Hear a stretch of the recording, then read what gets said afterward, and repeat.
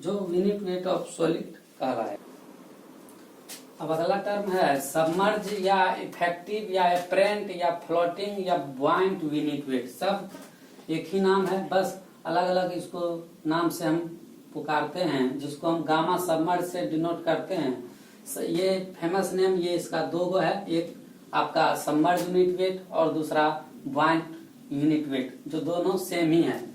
Submerge unit weight यह जो है रेशियो है, या उसी को कह सकते हैं buoyant unit weight. It is the ratio of buoyant unit weight of soil to the total volume of soil, या उसी को submerge buoyant unit weight of soil को सबमर्ज वेट भी सॉइल भी हम लोग बोल सकते हैं, to the total volume of soil. It is the ratio of buoyant weight of soil to the total volume of soil. अब इसमें एक समझने की बात है कि सबमर्ज वेट ऑफ सॉइल हम कहते किसको हैं। सबमर्ज यूनिट वेट सॉइल ये हुआ कि उसमें सॉइल सैंपल को लेके अगर हम वाटर में कंप्लीटली सबमर्ज करते हैं तो उस सॉइल के सॉलिड पे अपवर्ड डायरेक्शन में एक फोर्स लगता है, जिसको हम बुआइंट फोर्स बोलते हैं। और उस बुआइंट फोर्स के लगने के कारण उस बुआइंट फोर्स का जो मैग्नीट्यूड जो होता है उस सॉइल के सॉलिड के डिस्प्लेस्ड वॉल्यूम ऑफ वाटर के वेट के बराबर होता है। इसीलिए उसमें जो उसके सॉइल सॉलिड के द्वारा जो वाटर जो डिस्प्लेस्ड करता है और जिसके कारण उसके सॉइल सैंपल में वेट में कमी आ जाता है, जो कि बुआइंट फोर्स जो अपवर्ड डायरेक्शन में लगता है वाटर के द्वारा, इसके कारण उसके नेट वेट में कमी आ जाता है। और उसी रिड्यूस्ड वेट को ही हम लोग बुआइंट वेट या सबमर्ज वेट बोलते हैं। सपोज दैट अगर मान लिया जाए 5 न्यूटन है वो सॉइल सैंपल का वजन, तो उसमें वाटर में डालने के कारण उसमें बुआइंट फोर्स मान लीजिए सपोज दैट टोटल वेट है सॉइल का 5 न्यूटन और बुआइंट फोर्स उसमें लग रहा है आपका 2 न्यूटन का, तो नेट वेट इसका हो गया आपका रिड्यूस होने के बाद 3 न्यूटन का। तो वही 3 न्यूटन जो है ये यहाँ पे आपका ये सबमर्ज वेट हो गया, सबमर्ज वेट, और यह रेशियो है submerge weight to the total volume of soil. अब अगला टर्म है बेसिक टर्म हम लोग डील कर रहे थे स्पेसिफिक ग्रेविटी। 8वां टर्म है, 7 टर्म डील कर लिए, उसका एफ तक केस था। 8वां बेसिक टर्म हुआ स्पेसिफिक ग्रेविटी, जिसको हम डी से डिनोट करते हैं। It is the ratio of weight of the given volume of solids to the weight of an equivalent volume of water at 4 degree centigrade. It is the ratio of weight of a given volume of solid to the weight of an equivalent volume of water at 4 degree centigrade। इसको इस तरह से समझिए कि ये आपका 3 phase diagram है।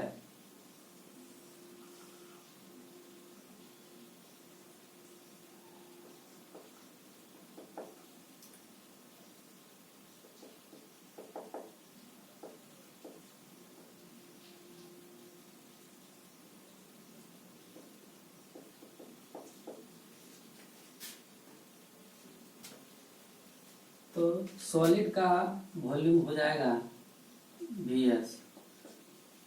तो इसका वेट सपोज दैट मान लेते हैं Ws। तो इसका कहना है कि ये सॉलिड जो है इसका वॉल्यूम Vs है और इसका वेट Ws है। तो इस Vs वॉल्यूम में जो वेट ऑफ सॉलिड है और इसी सॉलिड के बराबर जो वॉल्यूम है उसके बराबर एक और चीज हम कंटेनर कंसीडर करते हैं, जिसका वॉल्यूम भी मान लेते हैं इसके बराबर है, वॉल्यूम ऑफ सॉलिड के बराबर है।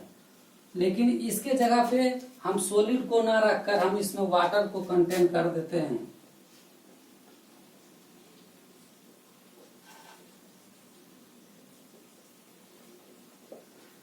तो इस सॉलिड के वॉल्यूम के बराबर अगर हम वॉल्यूम लेते हैं और उसमें अगर हम वाटर को कंटेन कर देते हैं, तब जो इसका वेट होगा वो इसका दोनों का रेशियो जो होगा वो स्पेसिफिक ग्रेविटी होगा।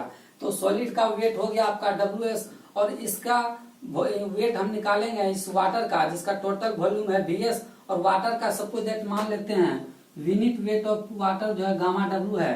तो इसका टोटल वेट जो अगर हम वाटर का निकालेंगे तो टोटल वाटर का वेट जो हो जाएगा volume of solid into gamma W.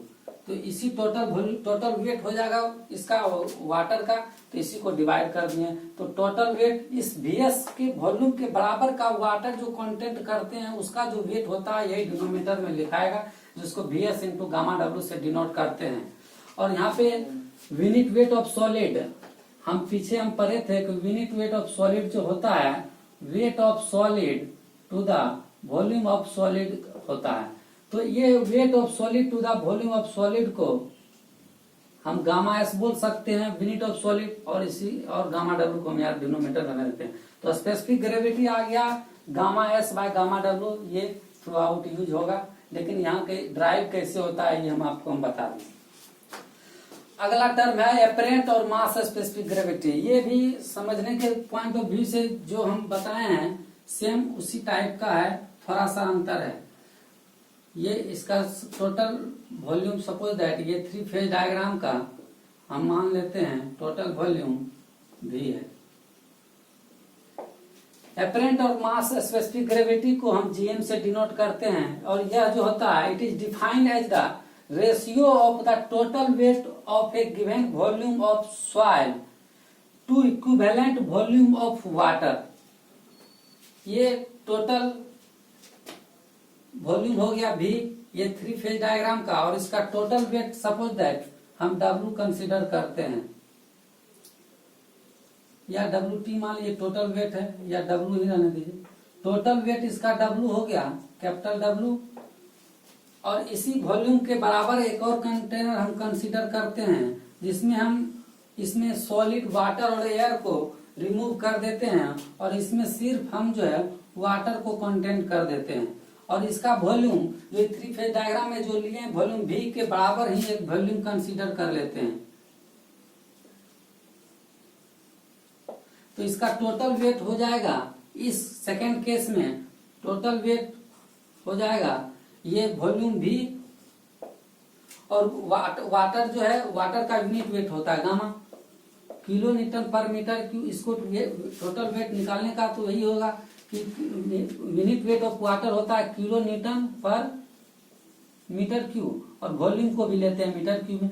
तो टोटल वेट निकालने के लिए तो इसमें हम टोटल वॉल्यूम में यूनिट वेट ऑफ वाटर से हम मल्टीप्लाई कर देंगे तो टोटल वेट ऑफ वाटर आ जाएगा। किसी भी चीज की, या सॉइल के केस में कंसीडर करें या सॉलिड के केस में कंसीडर करें, अगर हमको उसका यूनिट वेट पता है तो उसके वॉल्यूम से अगर हम मल्टीप्लाई कर देते हैं तो उसका टोटल वेट आ जाएगा। वही चीज हम यहाँ भी कर रहे हैं, इसमें हमको वॉल्यूम पता है और इसका टोटल, और इसमें वाटर कंटेंट कर दिए हैं। हमको unit weight of water already मालूम है कि 9.81 होता है, लेकिन यहाँ सिंबल्स के कंसीडर करते हैं तो total weight V into gamma W हो जाएगा। तो रेशियो है टोटल वेट ऑफ सॉइल, तो हम कंसीडर कर ही लिए हैं कि W हम मान रहे हैं, और इसी के V वॉल्यूम के बराबर वाटर को कंटेंट करके इसका टोटल वेट आ गया V इंटू गामा डब्ल्यू। और गामा बल्क के बारे में हम पिछले पढ़े थे, गामा बल्क जो है रेशियो होता है weight of soil to the total volume of soil. ये गामा बल्क ऑफ सॉइल होता है, और ये डिनोमिनेटर में गामा डब्ल्यू आएगा। तो मास स्पेसिफिक ग्रेविटी जो है रेशियो हो जाएगा gamma bulk by gamma W. लेकिन क्वेश्चन में जब तक मास स्पेसिफिक ग्रेविटी नहीं बोलेगा तब तक हम थ्रू आउट जो है स्पेसिफिक ग्रेविटी ही समझेंगे, जो रेशियो होगा gamma S by gamma W का। और जब बोल दे कि मास स्पेसिफिक ग्रेविटी तभी हम कंसीडर करेंगे कि gamma bulk by gamma W होगा। नहीं तो अगर मास अगर उसमें इंट्रोड्यूस किए हुए नहीं रहेगा तब हम उसको स्पेसिफिक ग्रेविटी ही समझेंगे, जो रेशियो होगा gamma S by gamma W का।